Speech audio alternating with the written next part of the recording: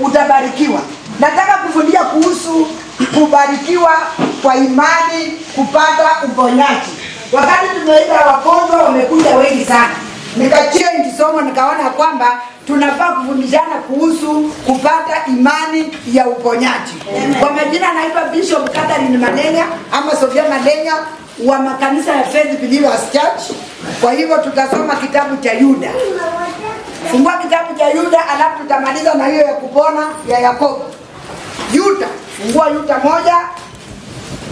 Nasoma kuanzia hapo alafu fungua Yakobo 5. Kitabu ni Yakobo, waraka wa Yakobo 5, alafu kitabu cha kwanza tunasoma kitabu cha Yuda.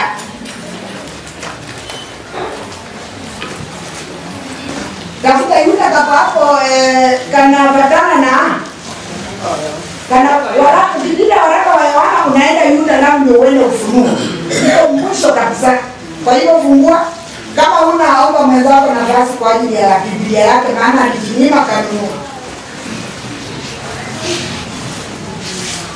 Yuda 1 fungua wote kwanza umepata. Basi moja tunasoma kuanzia mstari wa kwanza.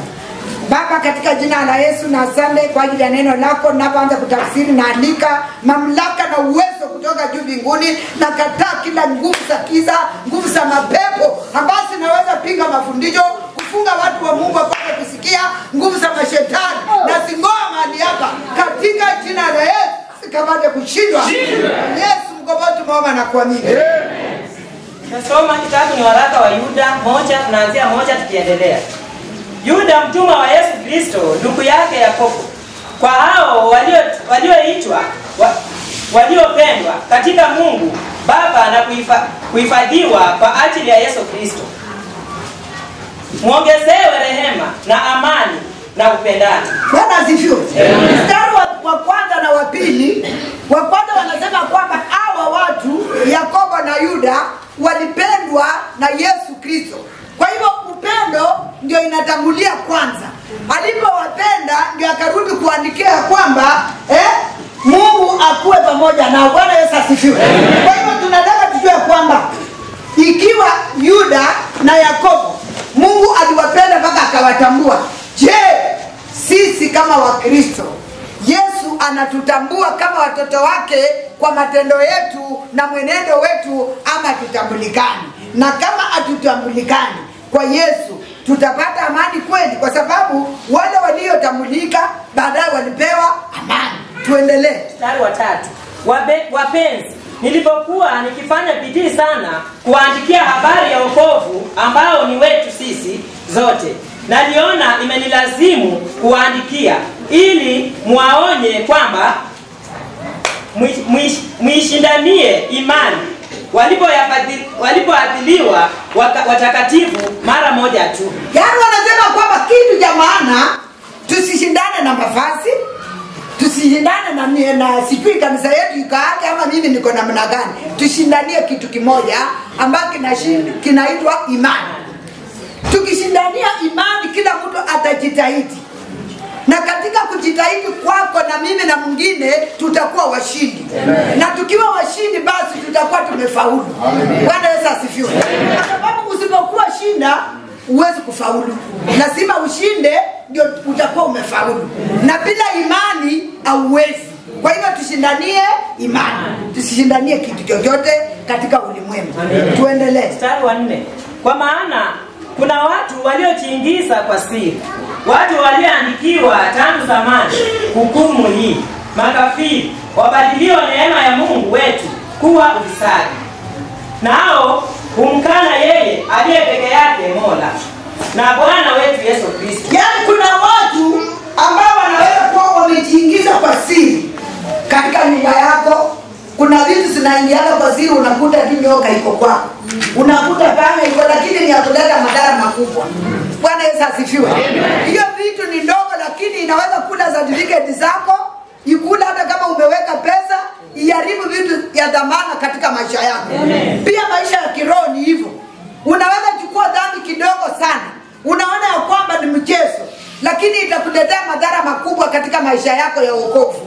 Bwana Yesu asifiwe sana. Kwa hivyo ni vizuri kuangalia vile unaishi na vile unaenda.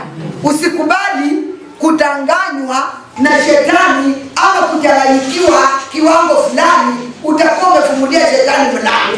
Tuendelee. Mstari wa 5. Tena napenda kuwakumbusha, ijapokuwa mmekwisha kujua haya yote, ya kwamba Bwana akiisha kuwaokoa watu katika nchi ya Misri, aliwaangamiza baadaye wale wasioamini. Haleluya. Bwana Yesu asifiwe. Haleluya. Biblia inasema kwamba tena tuwe wajasiri. Kila mtu ambaye hapa kanisani kuwa jasiri. Ujasiri yako itakusaidia kusimama imara na kushinda. Wanasema kwamba kuna watu walioingizwa kwa siri na wakaingia katika maisha yetu ama kwa kanisa yetu ama kasini mwetu ama kwa akili zetu.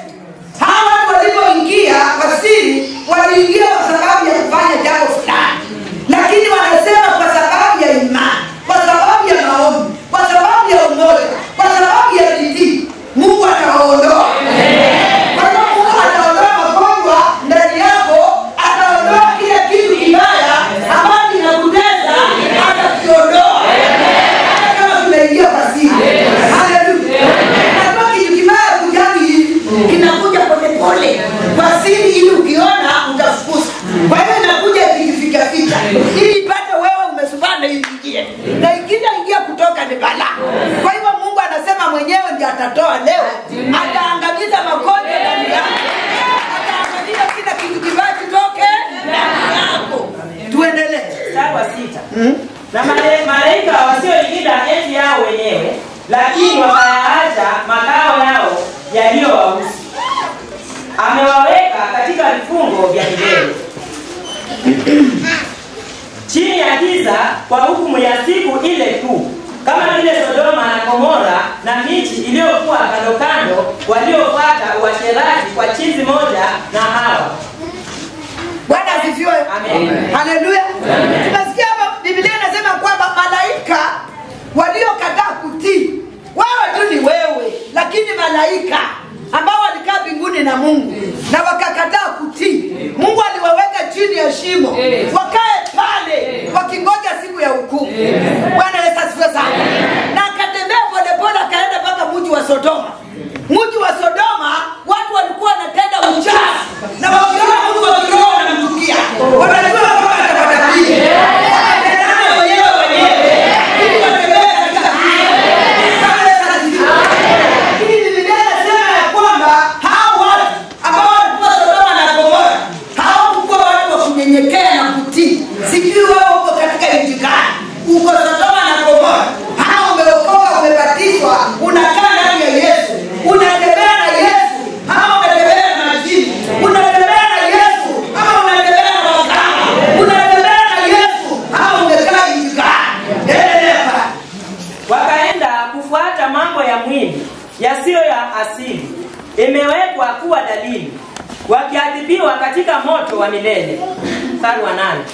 Kadhalika na Hawa katika kutoa kwao kuutia mwili uchafu. Wanasema kwamba hao watu wa Sodoma walikataa maonyo, wakakataa kujiheshimu, wakajipaka matope, wakajichafua wenyewe, wakaenda kuwa watu wachafu wa ajabu. Bwana Yesu asifiwe.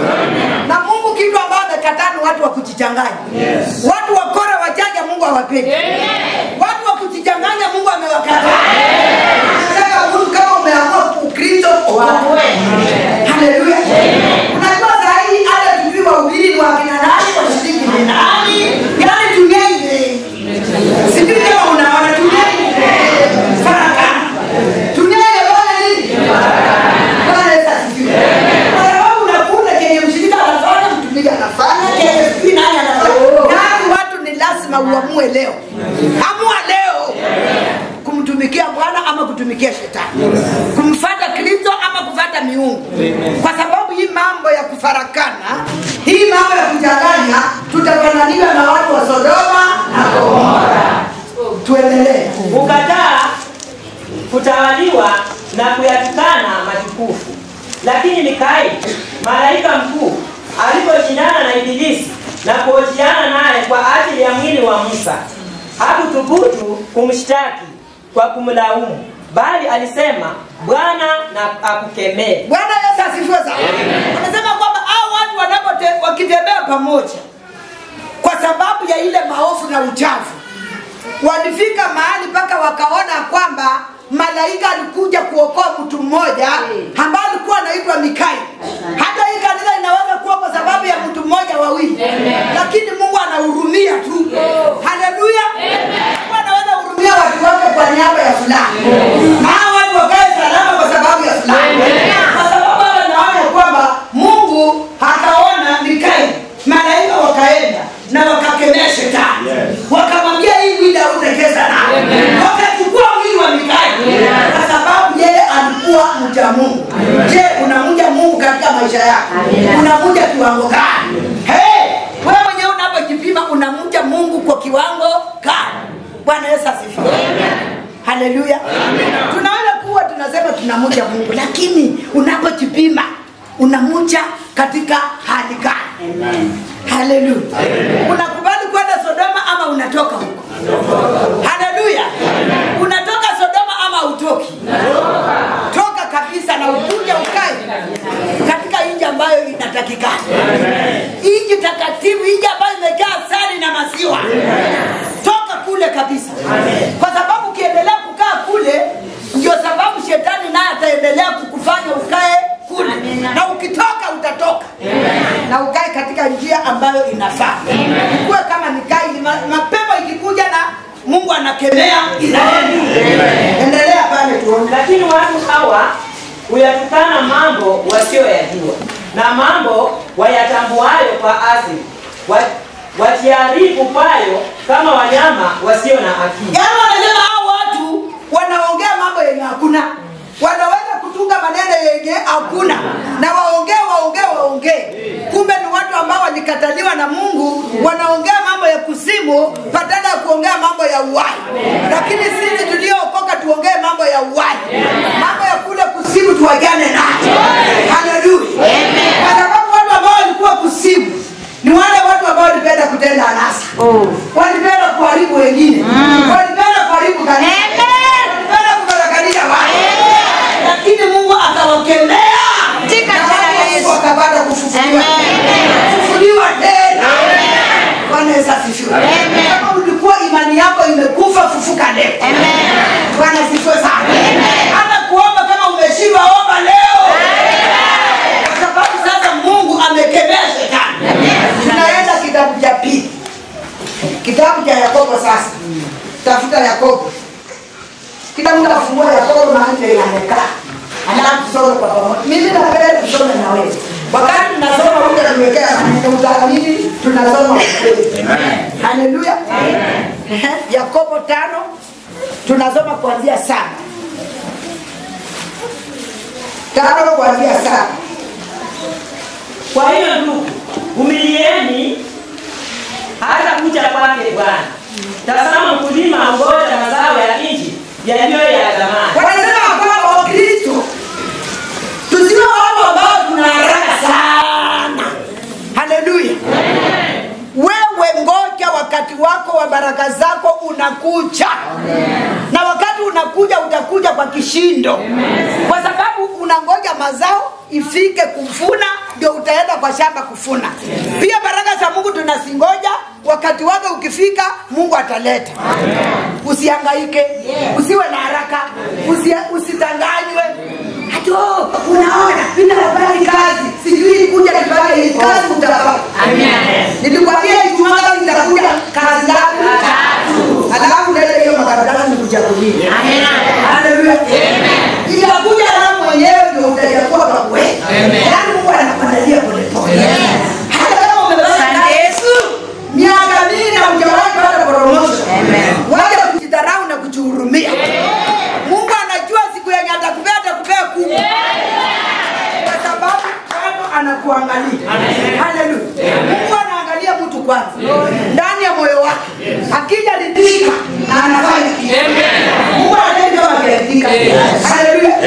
Hata kuona uwezi kuona kama Mungu atakuangalia. Mungu anajua kikuona kama ulienda kwa mkano. Leo unaombewa.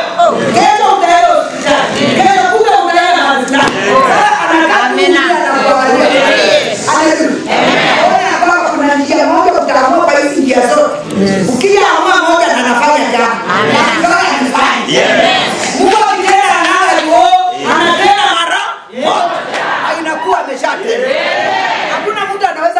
mambo ya Mungu. Bwana Yesu asifiwe. Dunia itabadilika, viongozi watabadilika, kila kitu kitabadilika. Sisi tutakufa, tutaenda, lakini neno la Mungu halibadiliki. Bwana asifiwe sana. Sasa tushike hii kitu ambayo halibadiliki. Tushike hii jambo ambalo tunajua kwamba haliishi. Ambayo ni neno la Mungu. Hizi vitu zingine zote zitaishi. Wanaume wanaisha. Kila kipenzi na wanawake wanaisha. Neno la Mungu halitaisha. Kuna mtu mahali amejihurumia kwa sababu yeye ni maskini. Hivyo peke yake. Wewe utajua matatizo. Tajiri kuwa kwa mwanadamu mzima. Kama mzima mtajiri. Haleluya. Kama ulikuwa umejidharau kwa kujidharau, kwa hiyo sasa wewe mtajiri. Kwa sababu unatembea. Unaongea. Unaweza kufanya kitu. Na hiyo kitu kile unaweza kufanya kitakuletea utajiri. Bwana asifiwe. Bwana asifiwe. Nikaona mtu anasikia mwambie yeye ndio tunataka.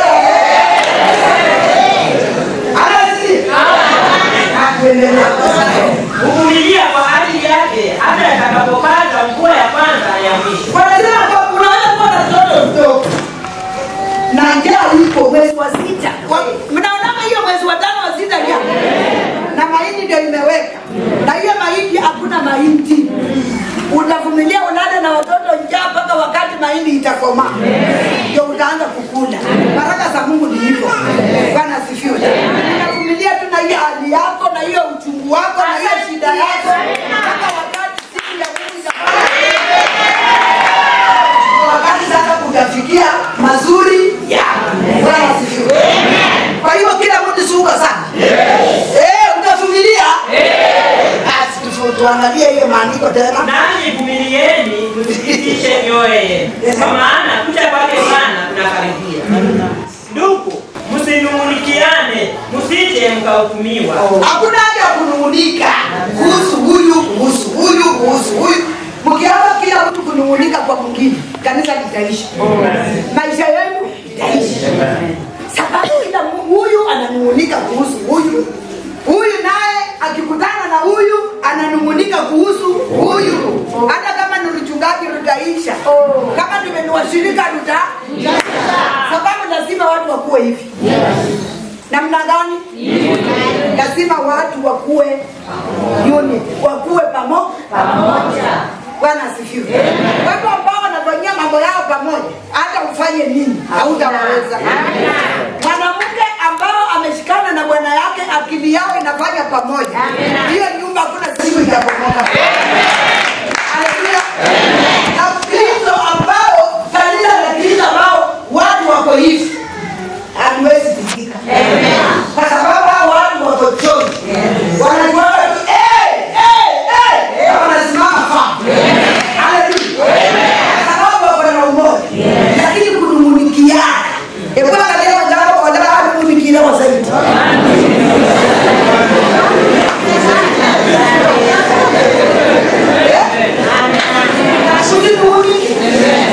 Mungu anapenda watu kunungunika. Badala ya kunungunika piga makofi. Omba kwa hilo cha. Kwa sababu ukinungunika kuhusu huyu, kuhusu huyu, huyo kuhusu huyo, shetani anasema unaona huyu vipi? Siku hizo tunanungunika. Unataka uitwe hilo jina?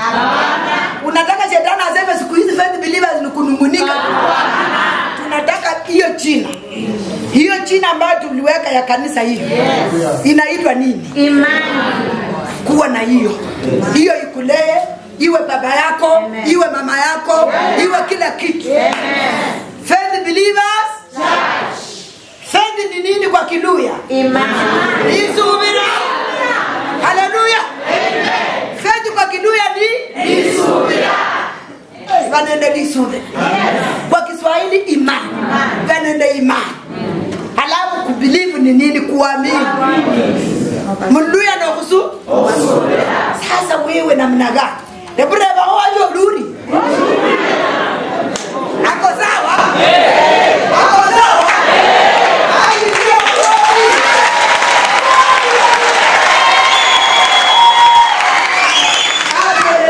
Anayeni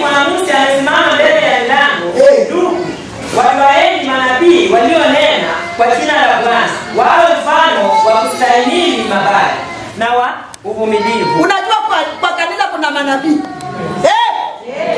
Mtoto ayapewe matiti. Bwana Yesu asifiwe. Kwa kanisa kuna manabii. Manabii wa ukweli na manabii wa uongo. Wakati wanakuja Ijumaa maombi, umesikia mambo yanaambia Mungu. Bwana nimewafanyia hapo unabii mkono. Mambo yako ilikuwa yangu na wewe. Na nani? Na Mungu. Sio kupayuka. Kuna mtu huko nyuma. Sijui amekaa aje wewe.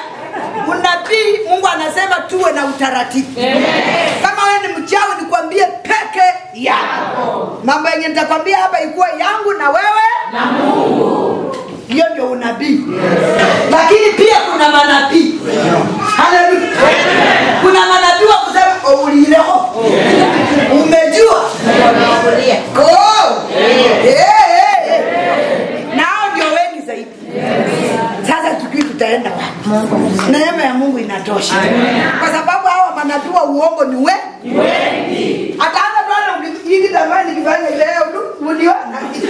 Kama leo uliona najibu. Yaani manabii wa uongo wanatabiri uongo. Bwana asifiwe. Hata kama kitambaa imekaa hivi vile tu sikuona. Wengine sikujiangalia kwa kioo. Ameshatoa unabii. Haleluya. Akiona mtu mwingine anakuja hapa hiyo siku nimedhaifu, akaimba na anakuaga mwimbaji. Uliona? Uliona vile alikuwa amefanya. Huyo ni kama anataka tu kutoka kwa kanisa. Nabii Najua nini? Vile nilimuona. Mpaka anataka kutoka kwa hii kanisa. Wako? Washindwe katika jina la Yesu. Kuna manabii wa Mungu. Hawa manabii wa uongo wako sana. Angalieni, twawaita heri wao waliosubiri. Mmesikia habari ya subira yake Ayubu. Mmeona mwisho wa Bwana, ya kwamba Bwana ni mwingi wa rehema, mwenye huruma. Yaani mliona subira ya Ayubu. Ayubu mliona subira yake. Aliteswa sana. Akanyang'anywa kila kitu. Watoto wote mali yote. Lakini akasubiri. Akatulia. Mpaka Mungu akamrejeshea tabodabo. Kwa sababu ya kuvumilia. Wewe Mungu atakurudia katika uzee wako. Katika uzee wako utakula matunda. Katika uzee wako Mungu atakurudia. Bwana Yesu asifiwe sana. Usije ukakata tamaa, vumilia kama Ayubu. Ayubu alisikia uchungu sana. Lakini akajikaza. Haleluya. Hata wewe kuna uchungu unasikia, jikaze. Kaza. Haleluya. Kuna uchungu ingine inaweza kuja unafikiria tu ni kama mama ambaye anauma.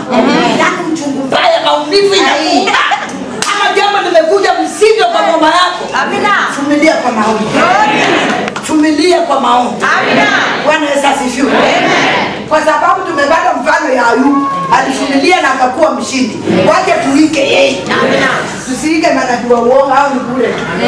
Tuendelee. Lakini zaidi ya yote ndugu zangu, msiape wala kwa mbingu wala kwa nchi wala kwa kiapo kingine chochote, bali ndiyo yenu na iwe ndiyo, na sio yenu iwe sio. Sije ukaangukia hukumu. Hiyo ndio shida tuko nayo. Hebu angalia mwenzako mwambie naomba niwe ndo. Yaani unaapa hapa kitu gani?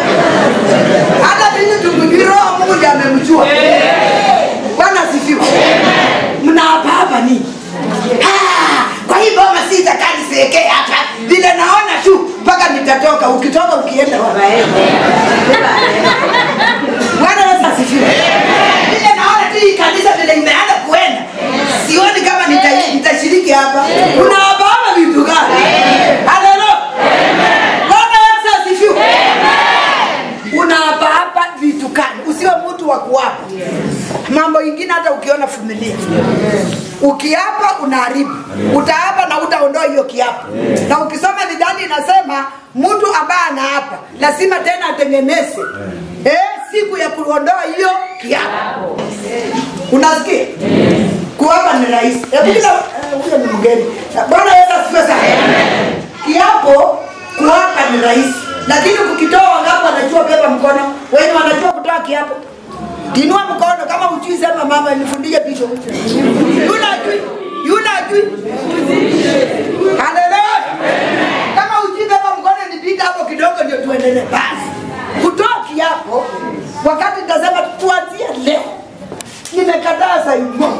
Yenye umenifanya. Mimi naenda. Haleluya. Haleluya. Alafu nang'oa maika. Nachukua manguo zangu zote. Nachukua kila kitu. Natoroka nafanya nini? Nikirudi. Kama ni mwanamke arudi na kuku. Na shimwele. Na watu wa kwao. Wakuja waleta upatanisho. Kama ni kwa madhabahu, akuja na kondoo na mbuzi. Akuja na mbuzi na pesa kwa bahasha ya kuleta hapa kwa madhabahu waseme Mungu mimi hapa nisamee na atupe hapa. Na Lubonga achukue kondoo apeleke nje. Kondoo ni ya makuhani, makuhani ni sisi. Haleluya. Sasa usipofanya hivyo kiapo yako bado imekufunga. Bado imekufunga. Unafikiri ilienda? Bado tu inakufunga. Kwa hivyo kuomba ni rahisi, lakini kutoa kiapo kuna gharama. Lazima ukaramie kuleta vitu. Mbuzi. Wangapi wameleta mbuzi kwa yale walisema? Mbuzi kibabili zitakuwa mingi. Haleluya. Bwana asifiwe. Haya wangapi walitoroka kwa mama zao wakawaja waume zao na walirudi tu kutikabisha.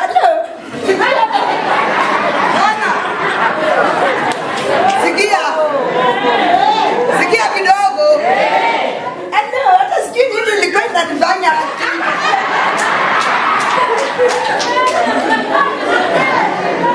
Haleluya. Siwaje tu nirudi hadi sijui hadi. Na ukarudi nani beba mkono. Naona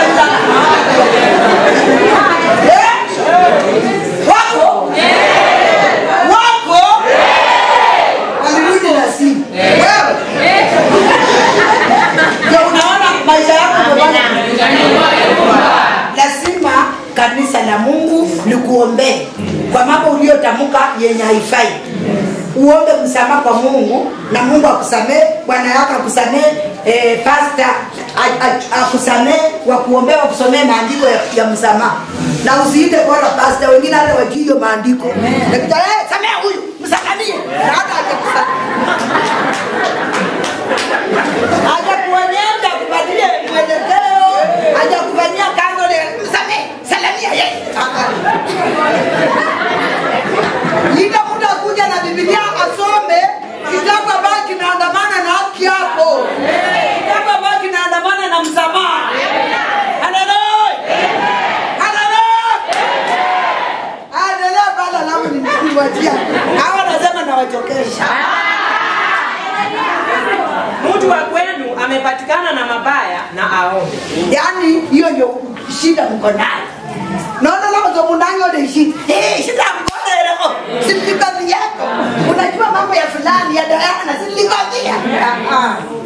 Mtu wa kwenu amepatikana na mabaya na aombe. Bwana asifiwe. Na ukienda katika kitabu cha Wakorintho, kitabu cha Warumi kinasema ukinipata kama nalia hata wewe anza. Ukitaka kujua mambo yangu pia wewe. Mimi nalilia hapa na wewe unalilia. Alafu ukimaliza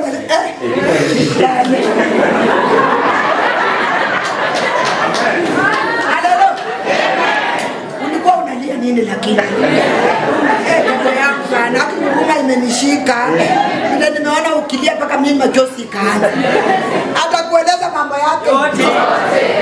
Lakini wewe muda analia na wewe. Sasa atakwambia kweli. Tuendelea hapo kidogo. Ana moyo wa kuchangamka na aimbe saburi. Mtu wa kwenu amekuwa hawezi na awaite wazee wa kanisa nao wamuombee na kumpaka mafuta kwa jina la Bwana. Sasa wanasema ana moyo wa kuchangamka na aimbe saburi. Bwana asifiwe sana. Kila wakati tunaomba kuwa na moyo wa kuchangamka. Mimi huwezi kuja kwangu upande ndandoma. Ukikata ukasirike pepo limekuja. Haleluya. Ukiona kuna jambo limekuja amekusinya, kwa sababu lazima mwanadamu kuna mambo unaona ambayo itakufurahisha yote. Kasirika dakika moja. Haleluya. Sababu ukikasirika sana shetani atakuja na aingize mambo mengi. Ukuta ni kitu kidogo tu lakini ilete madhara makubwa. Kwa hivyo ni vizuri kurekebisha haraka. Kwa sababu hiyo ni lazima iko. Bwana asifiwe sana. Ana moyo wa kunyangamuka, alafu aite wazee wa kanisa wamuombee kwa jina la Bwana na kumpaka mafuta. Na atakuwa amesamehewa. Amina. Lakini kama wewe ni mama, bwana yako alikukosea miaka 20 iliyopita. Siku hizi bado kakosa kidogo wewe ndo utakamagua kwa wanda. Yeye aliwaja kitabu, wewe bado unasumbukana kule. Bwana asifiwe. Haleluya. Malizako kamsidani. Na kule kuomba kwa imani utamuokoa mgonjwa yule, na Bwana atamuinua. Hata ikiwa amefanya dhambi atasamehewa. Sikia hiyo mstari, hata ikiwa ametenda dhambi atasamehewa. Hilo jambo ni kubwa sana. Amen. Bwana asifiwe sana. Hata ikiwa ametenda dhambi atasamehewa. Bwana asifiwe. Amen. Mimi tangu nianze kuhubiri Injili nimeona mambo mengi sana. Haleluya. Nikaona Mungu akasemea mtu ambaye alikuwa anaua watu hapo. Amen. Na Mungu alimsamea na hapo sawa. Amen. Hata ikiwa ametenda dhambi atasamehewa. Haleluya. Waje kuona mwenzako kama ameteleza, hiyo ndio story yako. Mungu atamsamea. Unajua saa ile mtu anapotoka si kupenda kwake, giza inakuja ya shetani, alafu inafunika mtu na anaanza kutembea kwa giza. Lakini wakati anafunguka hivi utukufu wa Bwana unakuja na anarudi anakuwa sawa. Kwa hivyo hiyo giza isikufikie. Kama ilikuwa imeanza kufika, kataa hiyo giza katika jina la Yesu. Kataa hiyo giza, ikuondokee katika jina la Yesu. Kama amekuwa mgonjwa na ametenda dhambi, hiyo inamaanisha kuna ndugu yangu, kuna dada yangu ambaye amepatikana na magonjwa fulani. Sasa wewe ndio unamchekanga, siwezi kula na yeye ni mgonjwa. Wanakwambia wewe ujui ya kesho. Msamehe maana Mungu. Haleluya. Amen. Bwana asifiwe. Na wakati Mungu amemsamehe wewe, ni nini unakataa kumsamehe? Yaani wewe na Mungu nani mkubwa? Mungu. Simama ujitakane. Amen. Baba, katika jina la Yesu tunakuja mbele yako. Tunamshukuru Mungu wa majeshi kwa sababu ya kanisa. Neno lako limepita Jehova. Waliosikia hili neno liwatie nguvu. Liwabadilishe katika njia zao. Hebu mchafu kuja kufunga watu wa Mungu.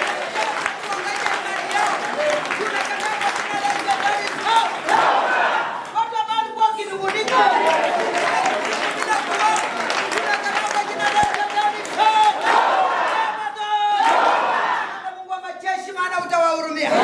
Kila mmoja anatoka kwa kanisa ametakasika.